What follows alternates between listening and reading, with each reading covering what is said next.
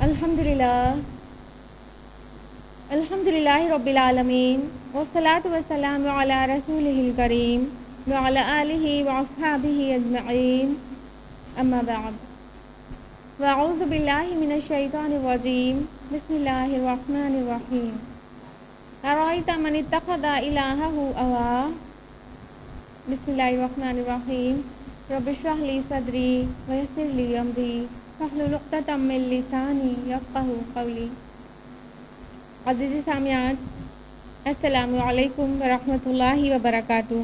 खुलासा कुरान मजीद में 18 पारे मुकम्मल हो चुके हैं अल्हम्दुलिल्लाह, और आज हम लोग 19वां पारा जानेंगे। 19वां पारा यूँ तो शुरू होता है सूरह फुरक़ान के तीसरे रुकू से, लेकिन कल हम लोगों ने 18वें पारे में सूरह फुरक़ान स्टार्ट नहीं की थी, इसलिए पूरी सूरह फुरक़ान आज जानेंगे इंशाअल्लाह। तो सूरह फुरक़ान जिसमें 6 रुकू 77 आयत हैं, इसका नाम आयत नंबर 1 की वजह से पड़ा है, जहाँ पर तबारकल्लज़ी नज़्ज़लल फुरक़ान आयत आई है। और ज़माने नुज़ूल के एतबार से ये सूरह मुमिनून की तरह मक्का के दौर मुतवस्सित की सूरह है, दरमियानी दौर में नाज़िल शुदा सूरह। इसका जो मरकज़ी मौजू है वो तौहीद है। पूरी सूरह में जो कुफ़ार का शुबहात और एतराज़ात थे उन पर कलाम किया गया है।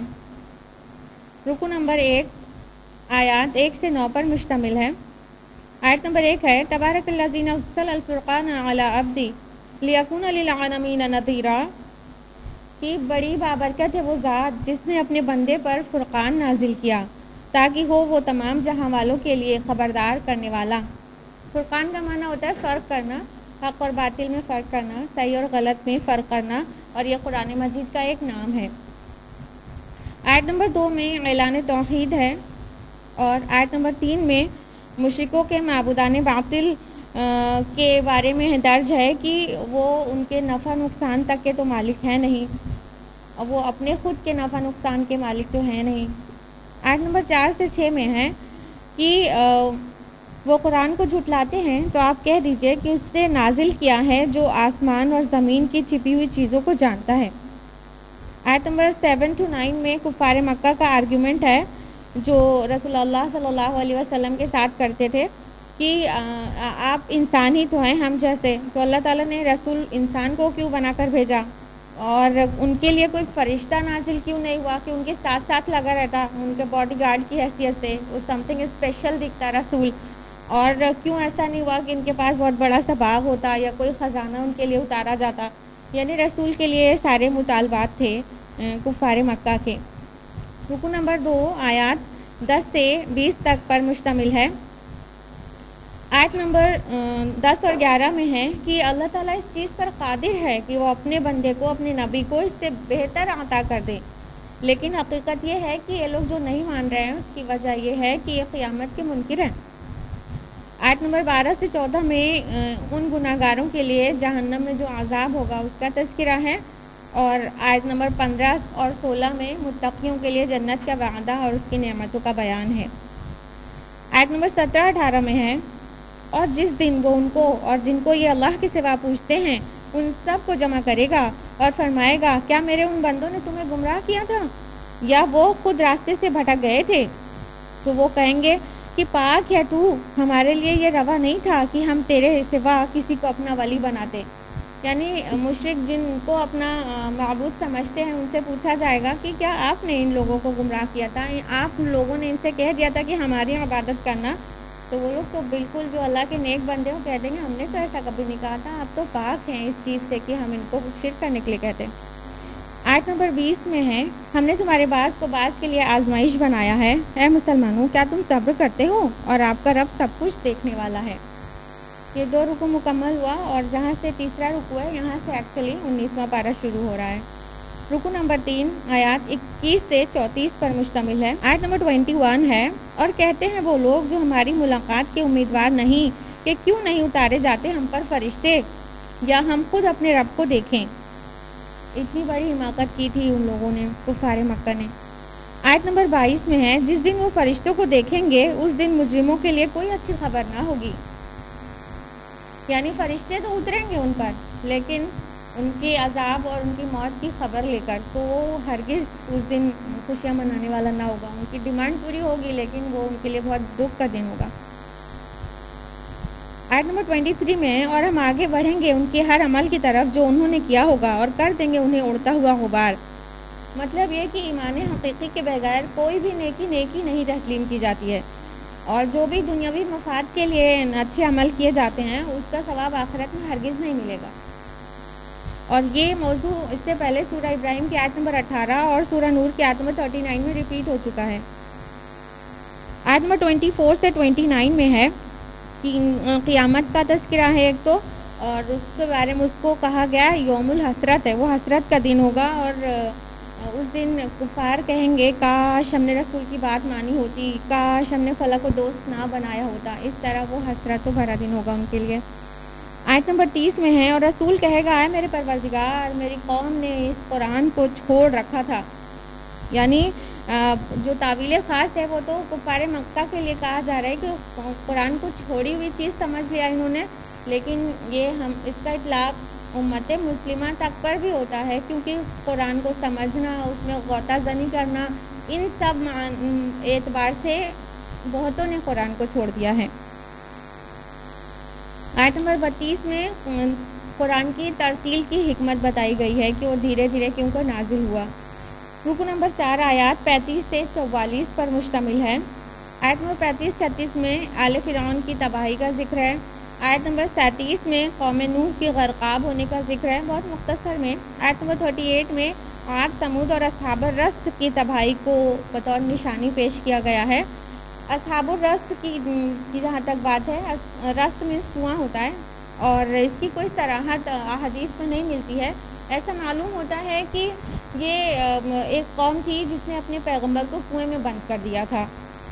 آیت نمبر 40 میں قوم لوط کے عذاب کا ذکر ہے، اور ان سبھی تذکرے کا جو مقصد ہے وہ یہ کہ یہ نصیحت کیوں حاصل نہیں کرتے، اتنے قوموں کو اللہ نے برباد کر دیا نافرمانی کی وجہ سے. آیت نمبر 43 میں ہے، ارأیت من اتخذ الہہ ہواہ، اے نبی کیا آپ نے اس کو نہیں دیکھا جس نے اپنی خواہش نفس کو اپنا معبود بنا لیا ہے.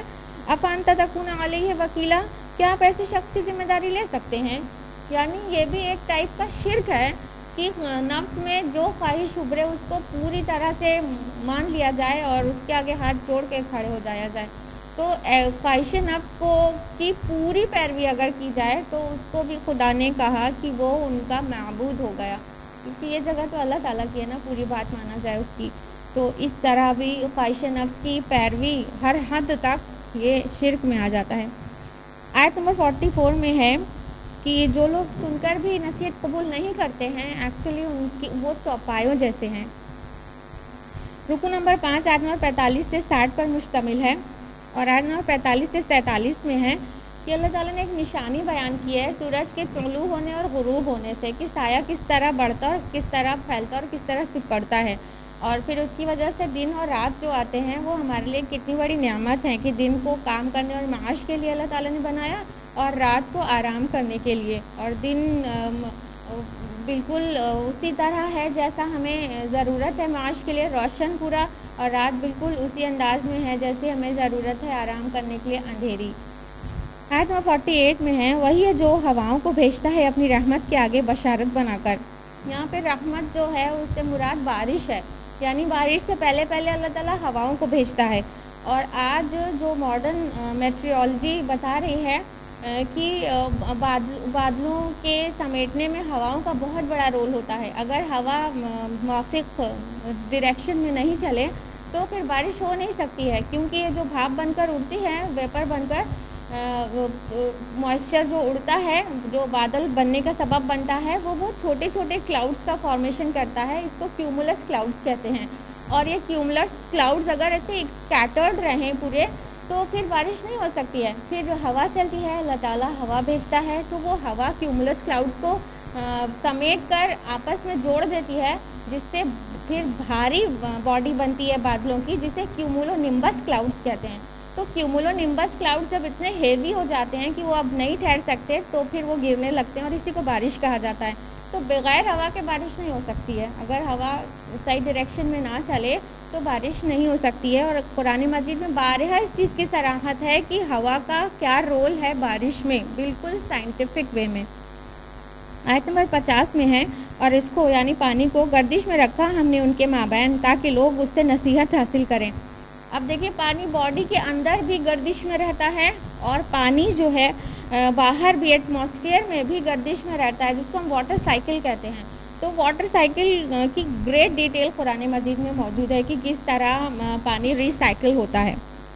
لیکن اکثر لوگ کفران نعمت ہی کرتے ہیں. آیت نمبر 52 میں ہے وَجَاهِدْهُمْ بِهِ جِهَادًا كَبِيرًا، اور آپ ان کے ساتھ جہاد کریں اس قرآن کے ساتھ، اس قرآن کے ذریعے بہت بڑا جہاد. مکہ کی جو زندگی تھی رسول اللہ کی صلی اللہ علیہ وسلم، وہاں جہاد بالسیف کہاں ہوا تھا؟ تلوار کے ذریعے جہاد تو نہیں ہوا تھا نا، وہاں جہاد بالقرآن ہی ہوا تھا. تو معاشرے میں آج پھر سے اس کی بہت ضرورت ہے کہ جہاد بالقرآن ہو.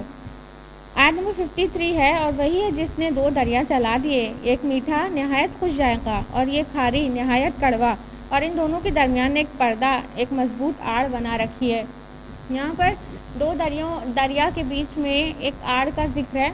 اور یہ جب سویٹ واٹر یعنی ایک دریا کا پانی ایک سمندر میں گرتا ہے یعنی سیلائن واٹر میں، تو ایک پکنوکلائن زون بناتا ہے. وہ گریجولی مکس ہوتا ہے، جا کے گڈمڈ نہیں ہو جاتا ہے، وہ گریجولی مکس ہوتا ہے. اس کی سیلنٹی اور اس کا ٹیمپریچر ڈینسٹی وہ گریجولی مکس ہوتی ہے. اور یہ پکنوکلائن زون اسی کو آڑ کہا گیا ہے قرآن مجید میں. پردہ برزخ یعنی وہ گڈمڈ نہیں ہونے دیتا ہے، وہ سیپریٹ رکھے ہوتا ہے 2 پانی کو. آیت نمبر 54 میں ہے کہ اللہ تعالیٰ نے انسان کو پانی سے پیدا کیا اور اس کے لیے نسب اور سسرالی رشتے بنا دیے. آیت نمبر 60 میں ہے کہ مشرکین رحمان نام سے بہت بھی رکھتے تھے اور رحمان نام سے نہیں پہچانتے تھے اللہ کو. اللہ جانتے تھے، رحمان نام جب آتا تھا قرآن میں تو ان کو بڑی پریشانی ہو جاتی تھی. رکو نمبر 6 جو کہ آخری رکو ہے، آیات 61 سے 77 پر بیسڈ ہے، اور اس میں بندہ مومن کی میچور شخصیت اور سیرت کی خصائص اور اہم صفات کے بارے میں بتایا گیا ہے کہ ایک میچور مومن کیسا ہونا چاہیے. اور اس کی جو ابتدائی 2 آیات ہیں اس میں ایمان کے بارے میں قرآن حکیم کے فطری استدلال کا خلاصہ بیان ہوا ہے. 2 آیات کے بعد پھر وہ تفصیلات ہیں کہ ایک بندہ مومن میں اللہ تعالیٰ کیا پسند کرتا ہے، جو کہ آیت نمبر 63 سے 74 پر بیسڈ ہے.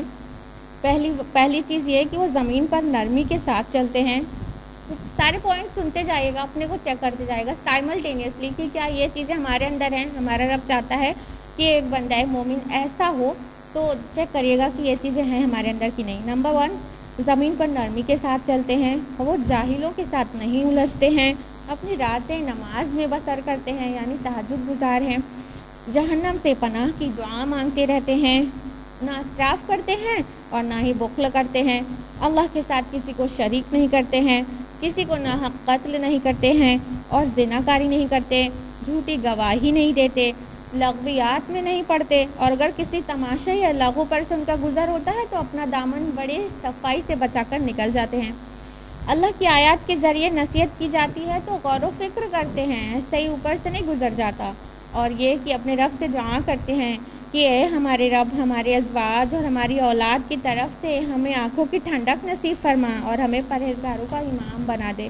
یہ کچھ کم و بیش 12 پوائنٹس ہیں جو اللہ تعالیٰ نے بندہ مومن میں پسند فرمائے ہیں کہ اس کے اندر ہونا چاہیے. آیت نمبر 75-76 میں ہے ان کے اجر و ثواب کا تذکرہ کہ ان مومن بندوں کو اللہ تعالیٰ کیا ثواب دے گا. آیت نمبر 77 میں ہے اے نبی کہہ دیجئے میرے رب کو تمہاری کوئی پرواہ نہیں، اگر نہ ہوتا تمہیں پکارنا، اب جب کہ تم نے جھٹلا دیا تو عنقریب یہ عذاب تمہیں سمٹ کر رہے گا. یعنی یہ تو اللہ تعالیٰ کی ایک طے شدہ اسکیم ہے کہ اتمام حجت کرنا ہے رسول کو بھیج کر، ورنہ اللہ کو ضرورت نہیں ہے، پرواہ نہیں ہے تمہاری کہ تمہارے فرما برداری سے کچھ فائدہ نہیں ہوتا ہے.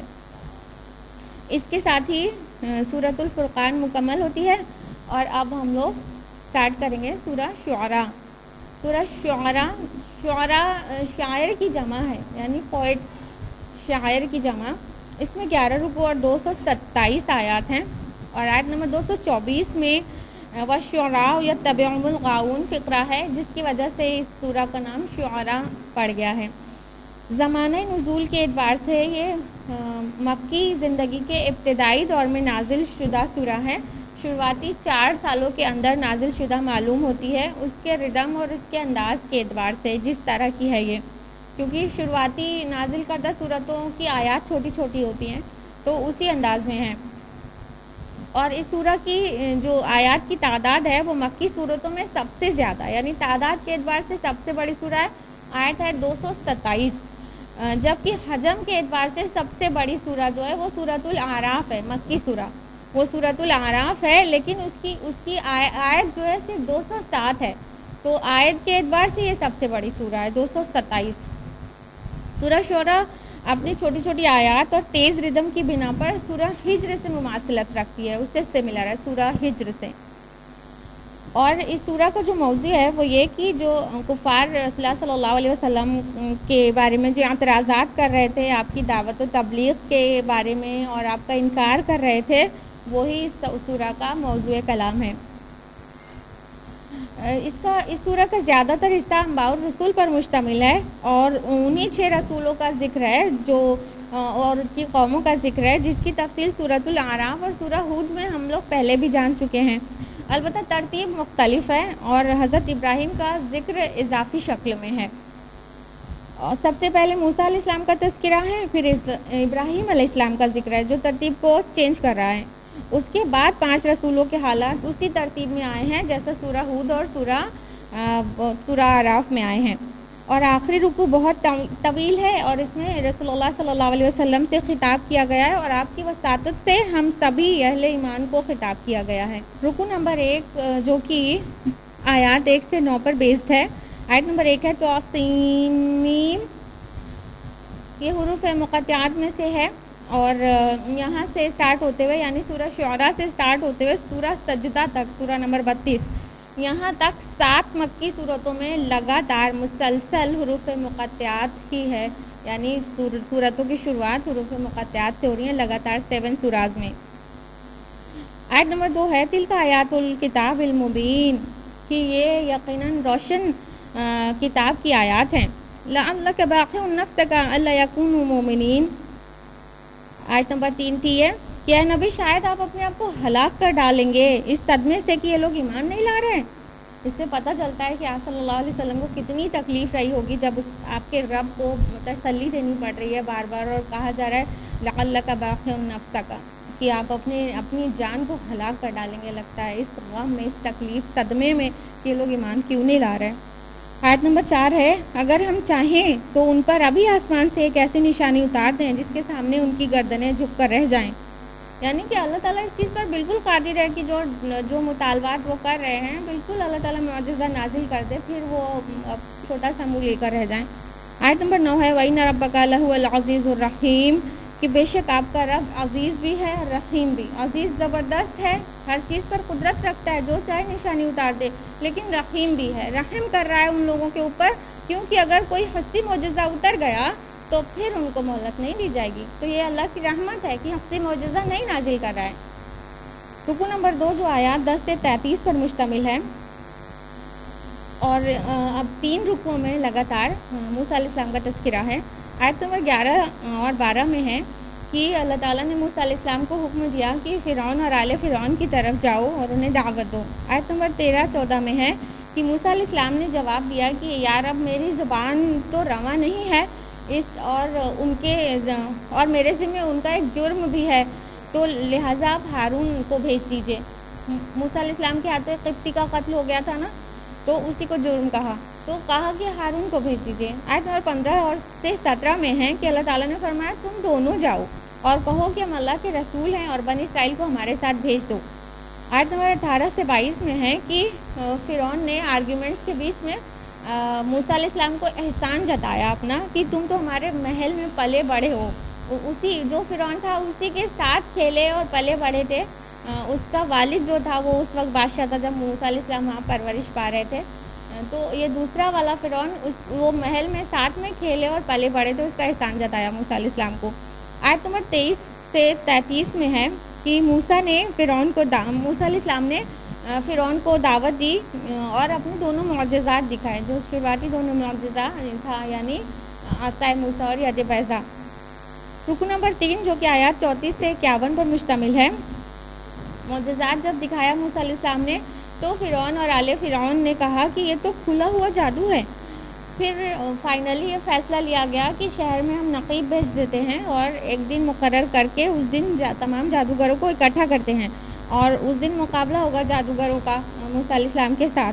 तो फिर जब जादूगर इकट्ठा हो गए और उन्होंने अपनी अपनी लाठियाँ और अपनी अपनी रस्सियाँ डाली तो वो लोगों को रेंगती हुई नज़र आई। लेकिन मूसा अलैहिस्सलाम ने जब अपना आसा डाला तो वो अजदहा बन गया और वो जो फरेब उन्होंने बनाया था उन सबको निगल गया। फिर सारे के सारे जादूगर सजदे में गिर गए, यहाँ तक कि फ़िरौन को गुस्सा आ गया। उसने धमकी दी कि तुम्हारे हाथ और पैर मुखालिफ जानिब के कटवाऊँगा और तुम्हें सूली दे दूँगा।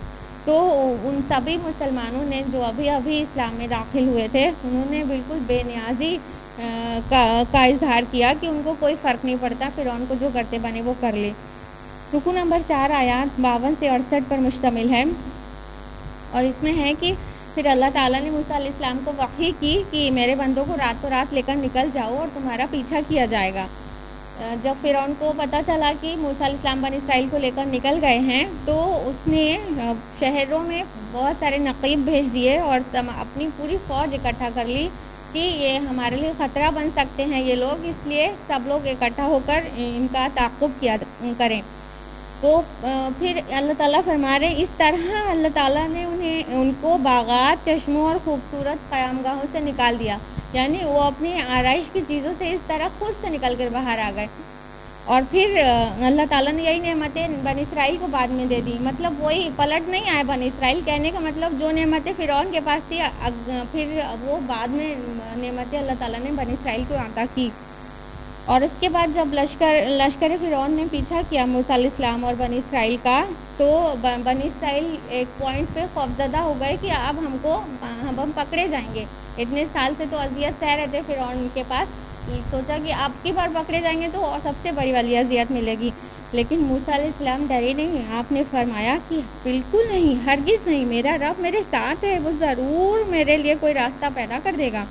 यहाँ तक कि अल्लाह ताला ने वही करी मूसा अलैहिस्सलाम को कि अपनी असा से दरिया को ज़रब लगाओ। तो जैसे ही मूसा अलैहिस्सलाम ने वो अमल किया वैसे ही जो समंदर था वो पहाड़ के 2 टुकड़ों में तब्दील हो गया। यहाँ तक कि मूसा अलैहिस्सलाम और बनी इसराइल वहाँ से बिल्कुल सेफली पास हो गए। और फिर फ़िरौन का जो लश्कर था वो उसमें पूरा लश्कर जब समंदर के रेंज में आ गया तब वो गर्क हो गए।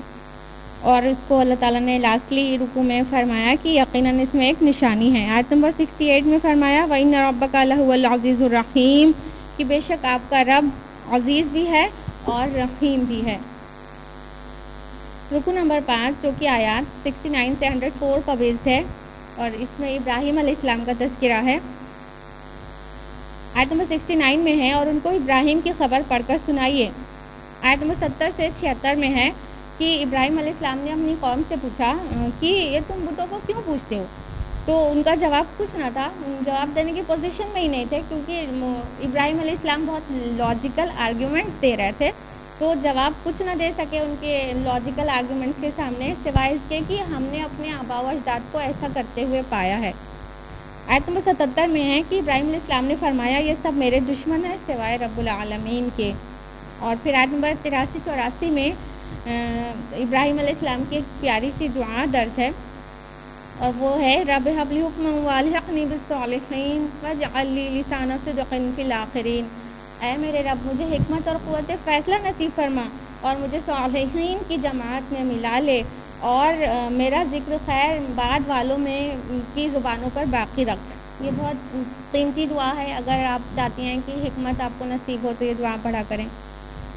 आयत नंबर 85 से 88 में जन्नत में दाखिले की दुआ है और आयत नंबर 90 से 102 में हिसाब किताब और जन्नत और जहन्नम का तज़किरा है। रुकू नंबर 6 जो कि आयत 105 से 122 पर मुश्तमिल है। अब अंबाउ रसूल का तज़किरा शुरू हो रहा है और उसी ज़मानी तरतीब से हो रहा है जिस तरह सूरतुल आराफ और सूरह हूद में बयान हुआ है। आयत नंबर 105 से 110 के बीच में है। यहाँ पे कौम नूह का जिक्र है कि नूह अलैहिस्सलाम ने अपनी कौम को दावत दी कि अल्लाह का तक़वा इख्तियार करो और मेरी पैरवी करो।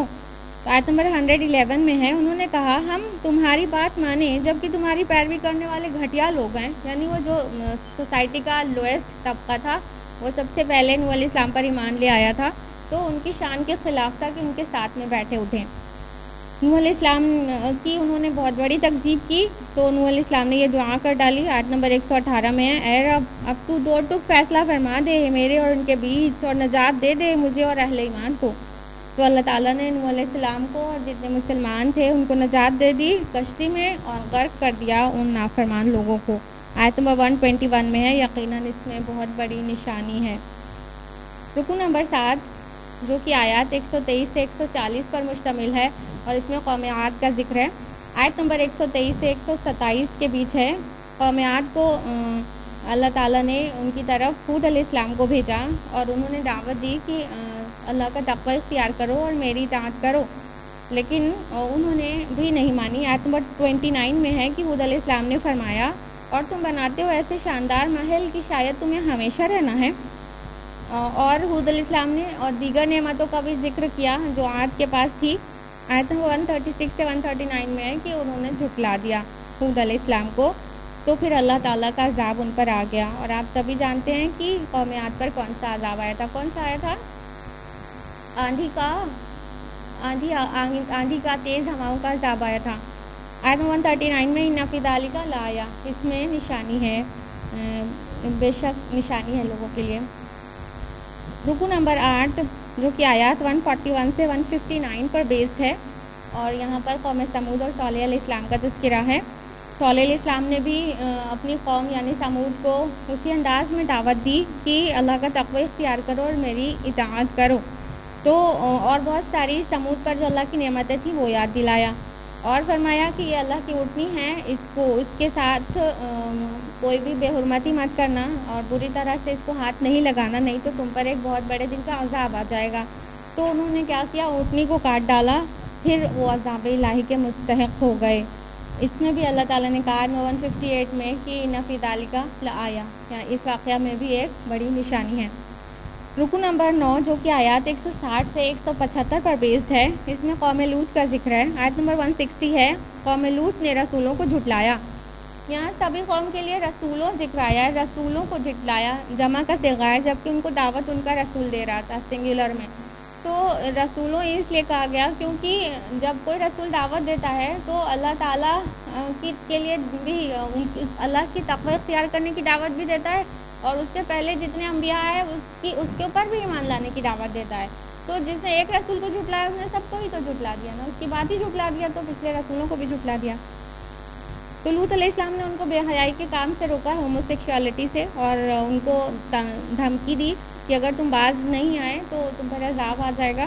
تو لوط علیہ السلام کی قوم نے کیا کیا کہ کہا تم اگر اپنی اس حرکت سے باز نہیں آ جاؤ گے یعنی دعوت و تبلیغ سے، تو ہم تمہیں یہاں سے نکال باہر کر دیں گے.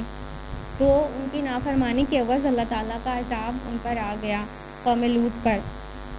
رکو نمبر 10 جو کہ آیات 191 سے 176 پر بیسڈ ہے، اور اس میں مدین کا ذکر ہے یعنی شعیب علیہ السلام کی قوم کا. آیت 176 ہے کہ اصحاب الایکہ نے بھی جھٹلایا رسولوں کو. کہ ایکا معنی جنت ایکا کا معنی جنگل ہوتا ہے، تو شعیب علیہ السلام کی قوم کے لیے یہ لفظ آیا ہے اصحاب الایکہ، جنگل والے. انہوں نے بھی اسی انداز میں دعوت دی یعنی شعیب علیہ السلام نے کہ اللہ کا تقوی اختیار کرو اور میری پیروی کرو، اور مزید کہا کہ پیمانہ پورا بھرا کرو اور وزن کیا کرو تو سیدھی ترازو کے ساتھ تولا کرو. لیکن شعیب علیہ السلام کی قوم یعنی مدین نے بھی شعیب علیہ السلام کو جھٹلایا، اور ان پر بھی اللہ کا عذاب آ گیا. آیت 191 میں ہے وَإِنَّ رَبَّكَ لَهُوَ الْعَزِيزُ الرَّحِيمُ، وَإِنَّ رَبَّكَ لَهُوَ الْعَزِيزُ الرَّحِيمُ، بے شک آپ کا رب عزیز بھی ہے، زبردست بھی، اور رحیم بھی ہے، رحم کرنے والا بھی. اور یہ آیت ہر رکوع کے اینڈ میں ریپیٹ ہوئی ہے، ہر رکوع کے. رکوع نمبر 11 جو کہ آخری رکوع ہے، آیت نمبر 192 سے 227 پر بیسڈ ہے. آیت 192 193 میں ہے، اور یقیناً یہ قرآن تمام جہاں والوں کے پروردگار کی طرف سے نازل کرتا ہے، اترتے ہیں اسے لے کر روح الامین. روح الامین جبریل علیہ السلام کا لقب ہے، اس کا معنی ہوتا ہے امانت دار روح. آیت 196 سے 197 میں ہے، اور یقیناً یہ پہلوں کے صحیفوں میں بھی موجود ہے. یعنی قرآن کی پیشن گوئیاں پچھلی کتابوں میں بھی ہیں. کیا ان کے لیے یہ نشانی کافی نہیں ہے کہ اس کو جانتے ہیں علماء بنی اسرائیل؟ یعنی بنی اسرائیل کو پہلے سے پتہ تھا، قرآن کی ایٹریبیوٹس انہیں پتہ تھے اور رسول کے، اور دونوں چیز کو پہچان چکے تھے. آیت نمبر 198 سے 201 میں مشرکین مکہ کے اعتراضات کا جواب ہے. آیت نمبر 202 سے 209 میں عذاب کی وعید سنائی گئی ہے مشرکین کو کہ اگر تم بھی نہیں مانو گے تو تم پر بھی عذاب آ جائے گا. آیت نمبر 210 میں فرمایا اللہ تعالیٰ نے، اور اس قرآن کو شیاطین لے کر نازل نہیں ہوتے. آیت نمبر 212 میں ہے، وہ تو سننے سے بھی معزول کیے جا چکے ہیں. یعنی کہ مشرکین مکہ کا ایک بہتان تھا کہ رسول اللہ صلی اللہ علیہ وسلم پر وحی شیطان کی طرف سے آتی ہے، معاذ اللہ. تو اللہ تعالیٰ نے فرمایا ہے کہ شیطان لے کر نہیں آتے، وہ تو وہاں تک پہنچ ہی نہیں سکتے، ان کی رسائی ہی نہیں ہے. جب قرآن یا کوئی بھی کتاب کا نزول ہوتا ہے، عالم بالا سے اترنا ہوتا ہے، تو وہاں پہ بہت سلیکٹڈ فرشتے بہت کثیر تعداد میں پیک کیے رہتے ہیں، بالکل گارڈ کیے رہتے ہیں اس ایریا کو کہ کوئی جن وہاں نہیں پہنچ سکتا ہے. آیت نمبر 214 جو ہے اس میں ہے وَأَنذِرْ عَشِيرَتَكَ الْأَقْرَبِينَ کہ اے نبی اپنے قریب ترین رشتہ داروں کو دعوت دیجیے، ان کو خبردار کیجیے. تو یہ آیت 3 نبوی میں نازل ہوئی ہے، یعنی بالکل اسٹارٹنگ کا دور تھا، دور نبوت کا. گھر والوں کو دعوت دینے کے بعد اب رشتہ داروں کو دعوت دینے کا حکم آ گیا کہ اپنے رشتہ داروں کو خبردار کیجیے. تو رسول اللہ صلی اللہ علیہ وسلم نے بنو ہاشم کو ایک دعوت طعام دیا، کھانے کی دعوت پہ بلایا، اور کھانے وانے کے بعد پھر رسول اللہ نے خطبہ شروع کرنا چاہا تو وہاں پہ بہت سب شور مچانے لگے. شور غل ہونے کے بعد رسول اللہ صلی اللہ علیہ وسلم کچھ نہیں کہہ سکے اور سب اپنے اپنے گھروں کو لوٹ گئے.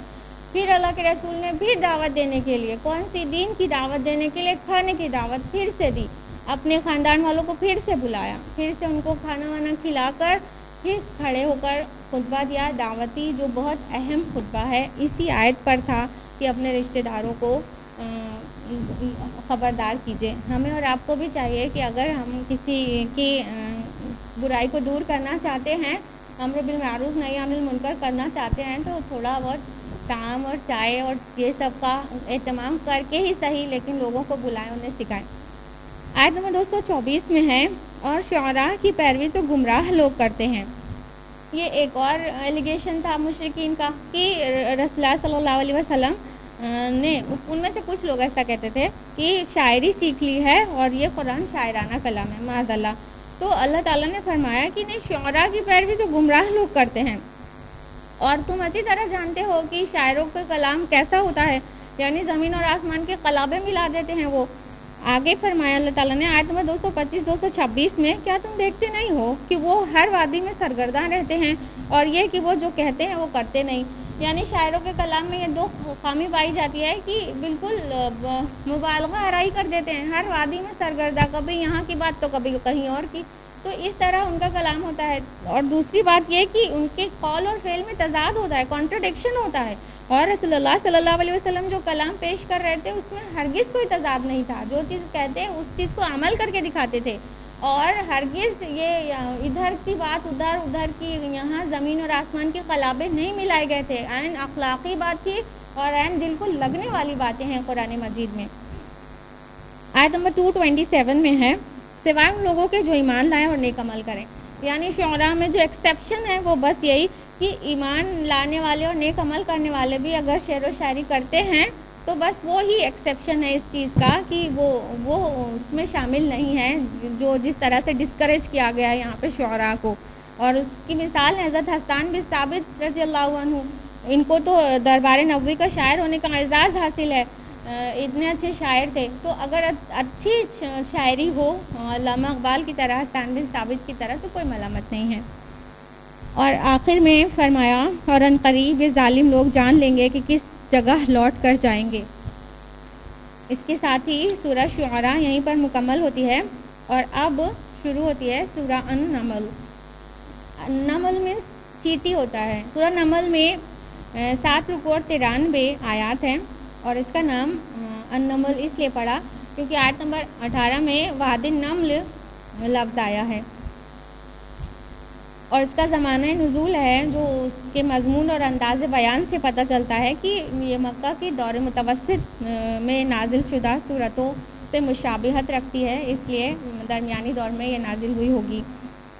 اس کے علاوہ سورہ نمل اس اعتبار سے پورے قرآن میں ایک منفرد یعنی یونیک صورت ہے کہ اس میں مکی صورتوں کے 3 مضامین التذکیر بآلاء اللہ، انباء الرسل و قصص النبیین، تینوں موضوعات اکٹھے ہو گئے ہیں، اور سورہ نمل ان تینوں موضوعات کے تحت تقریباً برابر سے 3 حصوں میں ڈیوائیڈڈ ہے۔ ان میں سے 3 رسول یعنی موسیٰ علیہ السلام، لوط علیہ السلام اور صالح علیہ السلام کے واقعات انباء الرسل کے انداز میں ہیں، اور پھر سلیمان علیہ السلام کا جو ذکر ہے وہ قصص النبیین کے انداز میں ہے، اور آخر میں تذکیر بآلاء اللہ پر مشتمل آخری تہائی حصہ ہے۔ ان تینوں اصطلاحات سے آپ واقف ہیں نا؟ انباء الرسل یعنی ان رسولوں کی قصے جن کی بات نہ ماننے پر ان کی قوم پر عذاب آ گیا۔ قصص النبیین ان نبیوں اور رسولوں کے قصے واقعات جن پر عذاب کا کوئی تذکرہ نہیں ہے، بلکہ ایک قصہ اور نشانی کے طور پر اور یادگار کے طور پر بتانا مقصود ہے، اور تذکیر بآلاء اللہ یعنی اللہ تعالیٰ کی نعمتوں اور نشانیوں کو دکھا کر نصیحت کرنا۔ رکو نمبر 1 جو کہ آیات 1 سے 14 پر مشتمل ہے، آیت نمبر 1 اور 2 میں ہے تو سین تلک آیات القرآن و کتاب مبین، یہ قرآن اور کتاب مبین کی آیات ہیں، ہدی و بشریٰ للمؤمنین، یہ ہدایت اور بشارت ہے اہل ایمان کے لیے بے شک۔ آیت نمبر 3 سے 6 میں ہے کہ یہ بشارت انہی کے لیے ہے جو آخرت پر ایمان رکھتے ہیں، اور جو لوگ آخرت پر ایمان نہیں رکھتے وہ خسارہ اٹھانے والے ہیں۔ آیت نمبر 7 سے 14 میں موسیٰ علیہ السلام کا مختصر سا قصہ ہے کہ وہ جب رات کے وقت سردی کے موسم میں وادی طویٰ سے گزر رہے تھے اپنی فیملی کے ساتھ، تو اللہ تعالیٰ نے انہیں نبوت سے سرفراز کیا اور 2 معجزات عطا کیے۔ وہ دونوں معجزے آپ کو پتہ ہیں، عصا موسیٰ اور ید بیضاء، اور فرمایا کہ فرعون کے پاس جاؤ، اور فرعون کے پاس جب گئے تو فرعون اور آل فرعون نے کہہ دیا کہ یہ تو کھلا ہوا جادو ہے، تو پھر اللہ تعالیٰ نے ان کو غرق کر دیا۔ آیت نمبر 14 میں ہے تو دیکھ لو کیسا انجام ہوا جھٹلانے والوں کا۔ اب رکو نمبر 2 اور 3 جو ہے، جو آیات 15 سے 44 پر بیسڈ ہے، اس میں پورا سلیمان علیہ السلام کا تذکرہ ہے تفصیل کے ساتھ۔ آیت نمبر 15 میں ہے وَلَقَدْ آتَيْنَا دَاوُودَ وَسُلَيْمَانَ عِلْمًا، اور ہم نے عطا کیا تھا داؤد اور سلیمان علیہ السلام کو علم۔ آیت نمبر 16 میں ہے اور اس نے کہا یعنی سلیمان علیہ السلام نے، اے لوگو ہمیں سکھا دی گئی ہے پرندوں کی بولیاں، یعنی سلیمان علیہ السلام کو بیسائڈ ہیومنز کئی برڈز اور کئی دوسرے لیونگ بینگس کی بھی بات سمجھنے کی اللہ نے علم دے رکھا تھا۔ آیت نمبر 17 میں ہے اور جمع کیے گئے سلیمان کے لیے تمام لشکر جنوں، انسانوں اور پرندوں میں سے، سارے لشکر اکٹھا ہوتے تھے اور سلیمان علیہ السلام سب کی خیر خبر لیتے تھے۔ آیت نمبر 18-19 میں ہے کہ سلیمان علیہ السلام کا گزر ایک وادی سے ہوا جہاں چیٹیاں کثرت سے تھیں، تو ایک چیوٹی نے کہا، اے چیوٹیوں تم سب اپنے اپنے بل میں گھس جاؤ، کہیں ایسا نہ ہو سلیمان اور اس کا لشکر تمہیں کچل دے اور انہیں خبر بھی نہ ہو۔ تو سلیمان علیہ السلام یہ بات سن کر مسکرا دیے اور جذبۂ تشکر سے ان کی زبان پر یہ کلمہ جاری ہو گیا، رب اعوذنی ان اشکر نعمتک التی انعمت علی وعلی والدی، اے میرے رب مجھے توفیق دے کہ میں تیری نعمتوں کا شکر ادا کروں جو تو نے مجھ پر کی ہے اور میرے والدین پر کی ہے، وَأَنْ أَعْمَلَ صَالِحًا تَرْضَاهُ، اور میں ایسے اچھے کام کروں جس سے تو راضی ہو جائے، وَأَدْخِلْنِي بِرَحْمَتِكَ فِي عِبَادِكَ الصَّالِحِينَ، اور مجھے داخل کر لے اپنی رحمت سے نیک بندوں میں۔ یہ کتنی اچھی بات ہے نا، انہوں نے اکڑ نہیں دکھائی، انہوں نے تکبر نہیں کیا کہ ہاں مجھے چیٹی کی بات بھی سمجھ میں آتی ہے، بلکہ انہوں نے جیسے ہی یہ محسوس کیا کہ چیٹی کی بات وہ سن رہے ہیں، سمجھ رہے ہیں، تو انہوں نے اپنے رب کا شکر کیا۔ آیت نمبر 20 سے 26 میں ہے کہ سلیمان علیہ السلام نے پرندوں کے لشکر کا معائنہ کیا تو ہدہد کو غیر حاضر پایا، تو تھوڑی دیر میں پھر ہدہد حاضر ہو گیا اور کہنے لگا کہ میں قوم سبا کے متعلق ایک خبر لے کر آیا ہوں۔ تو سلیمان علیہ السلام نے اسے جب اس کی خبر لی کہ کیا خبر ہے، تو اس نے بتایا کہ قوم سبا پر ایک عورت ہے جو حکمران ہے اور اس کا ایک بہت بڑا سا تخت ہے، اور وہ اور اس کی قوم اللہ کو چھوڑ کر سورج کی عبادت کرتے ہیں۔ یہ قوم سبا ایکچولی یمن کے علاقے میں آباد تھی، اور یہ جس ملکہ کا ذکر ہے اس کا نام بلقیس آتا ہے۔ تو یہ ہدہد نے خبر دی۔ آیت نمبر 28 سے 35 میں ہے کہ سلیمان علیہ السلام نے ملکہ کے نام ایک خط لکھا اور ہدہد کے حوالے کر دیا پہنچانے کے لیے، اور پھر اس ہدہد نے اس خط کو ملکہ تک پہنچا دیا۔ تو وہ خط کا جو موضوع تھا وہ شروع یہاں سے ہوتا ہے، بسم اللہ الرحمن الرحیم۔ یہ واحد مقام ہے قرآن مجید میں جہاں سورہ کے اندر درمیان میں یہ آیت آئی ہے، بسم اللہ الرحمن الرحیم، سورہ کے درمیان میں۔ آیت نمبر 30 ہے سورہ النمل کی۔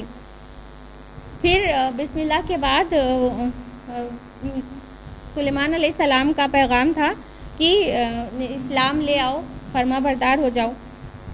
پھر اس خط کے متعلق جو ملکہ تھی بلقیس، اس نے اپنے سرداروں سے مشورہ کیا۔ اس نے کہا ڈیسیژن تو آپ ہی کو لینا ہے، اور آپ جیسا بہتر سمجھیں، ہم تو لڑنے والے لوگ ہیں، آپ لڑنے کا حکم دیں گے تو لڑیں گے۔ تو بلقیس نے کیا کیا، فائنلی یہ فیصلہ لیا کہ میں ان کی طرف ایک ایلچی کچھ تحائف کے ساتھ بھیجتی ہوں، پھر دیکھتی ہوں وہ کیا جواب لے کر آتے ہیں۔ اس نے سوچا کہ تحفے تحائف دیکھ کے آزمایا جائے کہ یہ کیسے ہیں۔ آیت نمبر 36 سے 44 میں ہے کہ سلیمان علیہ السلام کو جب ان کا تحفہ ملا تو بہت بیزاری کا اظہار کیا اور پیغام بھیج دیا، ان کو تحفے بھی ریٹرن کر دیا، اور یہ پیغام بھیجا کہ ہرگز نہیں، یہ مال و دولت کی ہمیں ضرورت نہیں ہے ان کی، اور کہلا بھیجا کہ تم اسلام قبول کر لو، اسی میں تمہاری خیر ہے، اور اگر ایسا نہیں تو پھر لشکر کا آمنا سامنا ہوگا، یعنی جنگ ہوگی پھر۔ تو حالانکہ سلیمان علیہ السلام کو امید تھی کہ اسلام قبول کر لے گی اور اطاعت گزار ہو کر آ جائے گی، یہاں تک کہ اس کو آزمانے کے لیے اپنے دربار میں کہا کہ کون ہے جو اس کا تخت مجھے لا کر دے۔ تو علم والوں میں سے ایک علم والے نے، جس کو اللہ نے علم عطا کیا تھا، اس نے پلک جھپکنے بھر میں بلقیس کا تخت وہاں سے لا کر حاضر کر دیا۔ تو جب تخت بلقیس کا دیکھا حضرت سلیمان علیہ السلام نے، مطلب پلک جھپکنے بھر کی دیر میں، تو منہ سے ان کے نکل پڑا، ھذا من فضل ربی، یہ میرے رب کے فضل سے ہے۔ یہ بھی بندگی کا کامل نمونہ ہے نا۔